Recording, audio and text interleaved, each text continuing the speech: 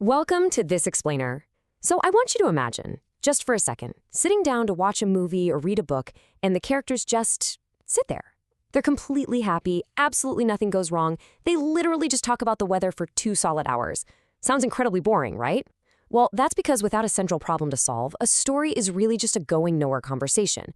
For a story to actually grab you, to pull you in, it needs friction, it needs a struggle. So today, we're going to unlock the secrets behind how your favorite stories are built. We're breaking down the anatomy of tension, and by the end of this, you're going to see every movie, every play, and every book in a completely new light. Okay, let's dive right in. Here's our roadmap for today's lesson so you know exactly what tools we're going to master. We'll be covering the engine of drama, spotting the conflict, reaching the climax, stories in action, and finally, morality and education. First up, the engine of drama. We're going to start with the absolute foundation of what makes a story actually move forward. You know, every great story has a pulse, a momentum that keeps you right on the edge of your seat. But what actually creates that momentum? Well, to understand that, we can actually look to this powerful biblical truth from John 16:33. It says, "Take heart, I have overcome the world." Overcoming obstacles isn't just some gimmick made up by Hollywood screenwriters, right? It is central to life itself. We all face struggles, and we all have to figure out how to navigate them. And great drama? It just reflects this profound reality. It shows us characters facing massive, world-altering hurdles and asks the ultimate question, are they going to overcome? Now, that struggle has a specific name, and it's called conflict. It's the main problem in a story, the engine of drama. Think about that for a second. The engine of drama. Without an engine, a car just doesn't move, right? And the exact same way, without a strong problem, scenes just feel like random disconnected chats. Conflict is what gives characters a reason to act, a reason to fight, and a reason to change. It is literally the fuel that burns from page 1 all the way to the very end. And where exactly is that engine driving us? Straight toward the climax. The climax is the highest point of tension where something absolutely must change. If the conflict is the engine, the climax is the scene where all that pressure finally explodes. It's the ultimate turning point, the peak of the mountain, if you will, where the character is forced to make a decisive choice that alters the entire direction of the story. Once the climax hits, there's absolutely no going back. Moving on to Section 2, Spotting the Conflict. Now that we know what the engine is, let's figure out exactly how to identify it early on in whatever you're reading or watching.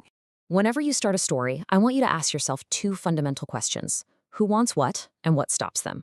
The answer to what stops them is your conflict. And as you can see, it comes in 2 distinct flavors, internal and external.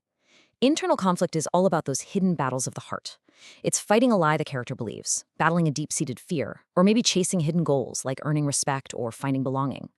On the flip side, we have external conflict. These are your obvious, right in front of you roadblocks. Think of a goal like winning a big trial or defeating a villain. It's a specific person, a severe storm, or a strict law that is physically blocking the protagonist's way. And the absolute best stories, they expertly weave together both. Next up, Section 3, Reaching the Climax. We know how to spot the conflict, so let's explore how we actually journey from that initial problem to the explosive peak. Let's see how this builds step by step. Step 1, identify what the protagonist wants. Step 2, identify the obstacles stopping them. But here is where the heat really starts to turn up. Step 3, complications stack up. Every single scene has to tighten that knot. The character tries to solve the problem, but guess what? Things get worse. The risks get higher. Their options shrink down to almost nothing. Emotions are heating up, they're boiling over, and the more they try, the more the pressure grows. Until, Step 4, the pressure breaks at the climax. It explodes in this irreversible action or a massive reveal that changes absolutely everything. All right, Section 4, Stories in Action. We've talked a lot about the theory, so let's actually look at 3 powerful stories to see how this works in practice. Let's break down 3 very different examples. First, the biblical story of Ruth. Now, Ruth's conflict is deeply internal and external. She faces terrible uncertainty and loss after leaving her homeland to care for Naomi. The tension builds and builds until her climax. With faithful humility, she courageously approaches Boaz and asks for his protection. That single decision shifts her entire story from insecurity to redemption. Next, let's look at Arthur Miller's The Crucible. The conflict here?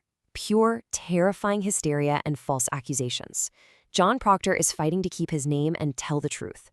The climax hits with incredible moral courage when Proctor flat out refuses to sign a false confession. He tears it to pieces, sacrificing his own physical safety for his internal integrity. Finally, a raisin in the sun. The younger family faces crushing economic pressure and racism. The climax arrives when Walter, standing tall with dignified defiance, rejects Mr. Linder's buyout and chooses to move his family into the house, choosing dignity over fear. So what happens after that massive climax? After Walter rejects the money or Proctor tears up the paper? Well, we hit the resolution. After the climax, the story moves into consequences. Loose ends tie up. Characters actually have to live with the choices they just made. And most importantly, this is where the theme of the story truly comes into focus. Recognizing the climax helps you explain exactly why the ending unfolds the way it does and how the characters have been fundamentally transformed by their struggle. All right, it's time to put your newly learned skills to the test. I want you to go ahead and pause the explainer right here. Grab a notebook and copy down these 5 homework assignments. You're going to define conflict, explain what makes a climax, analyze Ruth's decision, describe how complications build tension, and finally, this is a fun one, pick your favorite movie and map out its conflict, climax, and consequence. Go ahead, hit pause right now and write these down. I'll be right here when you get back. Section 5, Morality and Education. Welcome back. For our final section today, we're going to take a step back. We've talked a lot about characters, plays, and movies, but now we need to look at how these dramatic choices apply directly to the most important story of all, your life. In drama, the choices characters make at their climax determine their ultimate consequence. And honestly, the exact same thing is absolutely true for us. Romans 8:6-7 promises peace of mind to everyone who keeps their minds spiritual. When you are facing your own internal and external conflicts, the way you resolve them matters deeply. Keeping your mind grounded in spiritual truth brings ultimate peace and resolution, unlike the chaos that comes from making choices out of fear, anger, or selfishness. And this brings us right to the core philosophy of the HeroesmartAcademy Godly Learner series. They intertwine biblical morality with education for one simple, really profound reason. Education without morality will hurt. I mean, think about it. What is the point of being incredibly smart, highly educated, and knowing all the facts in the world if you lack the morality to make good choices? If you just keep making bad choices that hurt yourself and the people around you, that education is kind of meaningless. Knowledge is the tool, for sure, but morality is the compass that points you in the right direction. Just like John Proctor or Ruth, you are the protagonist of your own life. You have an engine of conflict. You are going to face massive complications, and you will absolutely encounter climax moments where you have to make a choice. So I want to leave you with this final vital question to chew on. What choices are you making in your own story today? Are they leading toward peace and moral courage, or are they leading somewhere else? Remember, your moral choices truly matter. Thanks so much for joining me on this explainer, and I will see you next time.